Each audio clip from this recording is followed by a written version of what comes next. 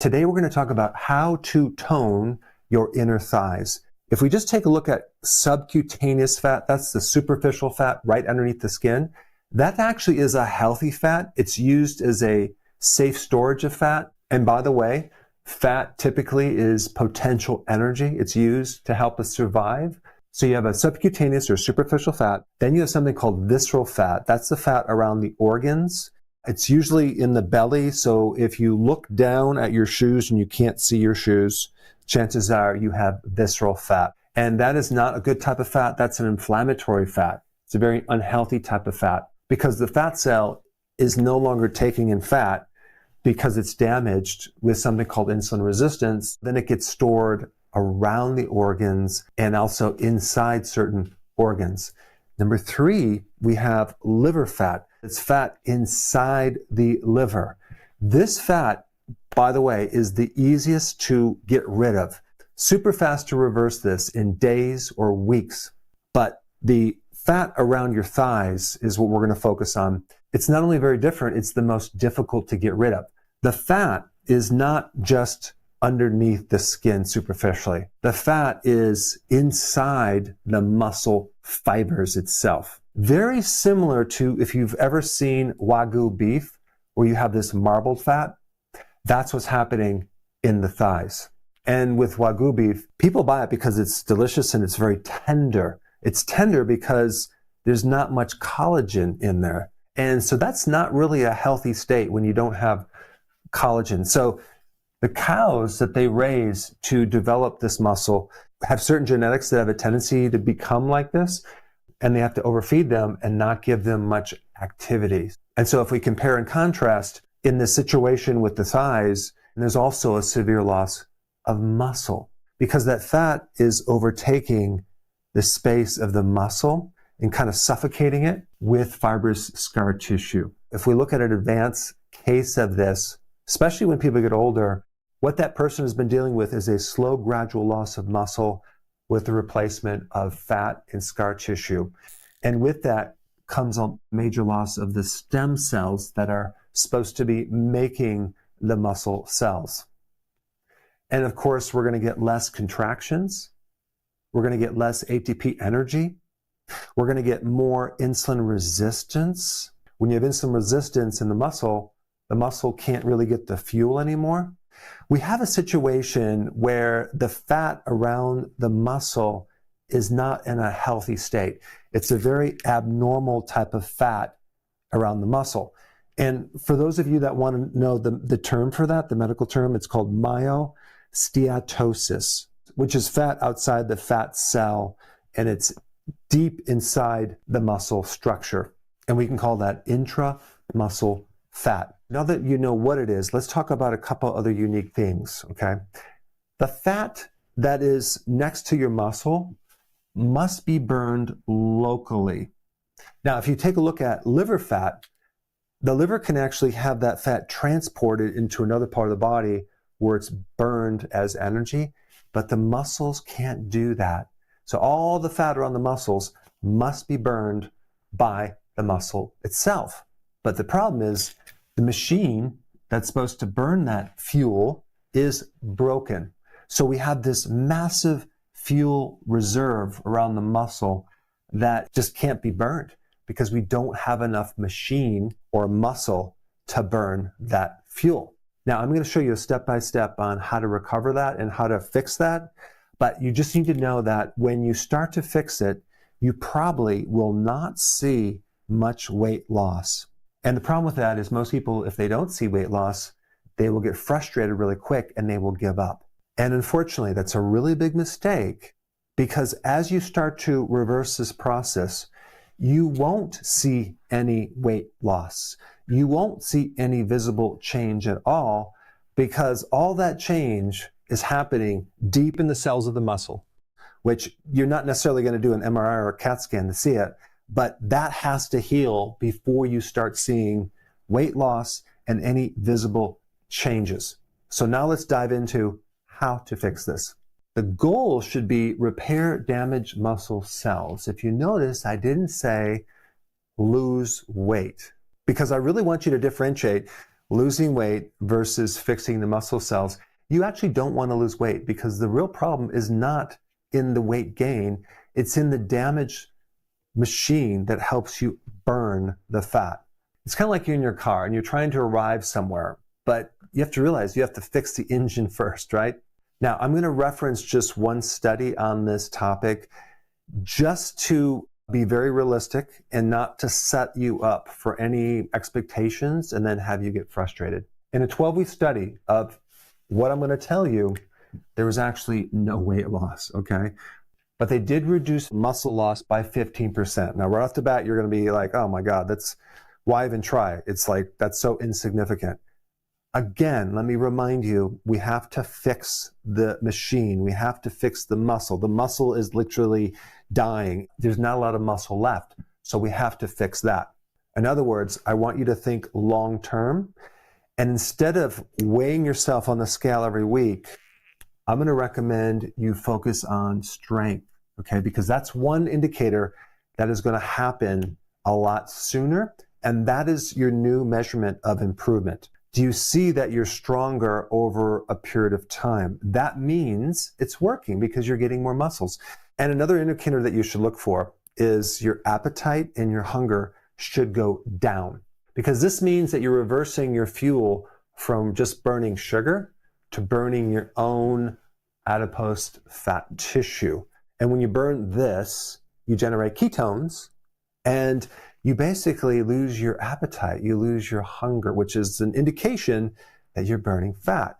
But again, for the third time, I'm going to re-emphasize this. Our goal is to fix the muscles, to help you grow muscles. Because the more muscle that you have, the faster and easier it's going to be to burn off the fat around the muscles. But you haven't been able to because you haven't had enough muscle to be able to take care of that fat, to utilize that fat as energy. So the underlying first root cause of this whole thing is inactivity, having a sedentary life, not exercising, not being mobile enough. So that's how it starts. But then other things develop on top of that. Insulin resistance, probably because of the diet. But also, the more fat you have in your body, the more that can actually cause insulin resistance as well. And then the decrease in mitochondria, that's your energy factories, because we're going to have this right here. And this destroys the mitochondria. And then inflammation happens, and then you get scar tissue. And on top of that, if you add aging, and then you end up with this ratio of high fat, low muscle in the thighs. Here's what you're going to do. Number one, you're going to start exercising, but you're going to do a very specific type of exercise called eccentric exercises. These exercises are slow and you're lengthening the muscle. If I were to hold myself on a chin-up bar, I would hold it and then I would slowly let myself down and elongate the arm. Now with the legs, what you're going to do in an eccentric move is you're going to, without any weight at all, you're going to do a squat, very controlled elongation of a muscle. And the reason why I'm going to recommend you to do this is because it's the strongest stimulus of muscle activation. So we can really start building these muscles up by doing this type of exercise. And depending on your strength, you might have to have some type of assistance to get yourself back up. So maybe it's a elastic band where you actually hold on to something, where you let yourself down and you pull yourself back up. Or maybe it's an end of a chair where you're coming down and you can pull yourself up. The point is you're going to start with those exercises. Even walking slowly down a hill is an eccentric type exercise, which is very therapeutic. And it's not always that easy, but it's going to create the strongest stimulus to get the ball rolling. Now, when I go through all these exercises, one really important thing is, especially when you get started, is that you're going to be really sore the next day or the next 2 days. And I really want you to give your body enough rest between these exercises so you don't overtrain. So I'm just pointing it out because if you do this every single day, you're not going to recover. The recovery or the rebuilding of the muscles occurs in those days off or when you're sleeping. But the eccentric exercises are going to be most important to stimulate the stem cells and the mitochondria. Okay, that's number one. Number two, is you're going to do a lot of walking. If you're at work or something, take the stairs, walk as much as you can. And also you want to be walking after meals, even if it's 5 minutes, but you want to be walking off that sugar and keep those muscles using fuel in your lower body. Now, the other thing too is I'm going to recommend you only do 2 meals per day, a lunch and dinner, or even better yet, 1 meal a day. Early dinner. That would be the ideal situation. Because that way you'll have enough hours of fasting to actually have many, many other benefits that are going to speed this process up. Because when you fast, you turn on pretty much every survival gene that you have. It's super therapeutic. And when you're fasting, your muscles in your thigh need fuel, and they're going to go after the fat around the muscles or inside the muscles. And especially if you're increasing the demand of the fuel by walking. So you want to be walking after a meal and even doing a walk when you're fasting. Okay. That way we can create this vacuum and kind of suck the fat right out of it. And then you're going to start to graduate into doing little sprints or high intensity interval training, depending on your age, your fitness level. And of course, if you're a little bit older or more fragile, you're not going to be doing this. But if you can do this, I recommend it because this is a high intensity interval training activity because you're only doing a very short burst of high intensity. It's the high intensity that activates these muscle cells, right? This is another thing that you should know.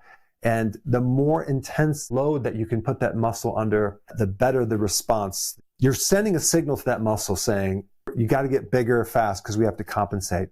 And then the muscles start reacting to that and they start growing and they get bigger and bigger. Now you're getting a bigger machine to burn the fat around your thigh muscles. When you're doing sprinting or high intensity interval training, whether it's burpees or certain types of squats, you're using your large muscles, and that's what you want to do.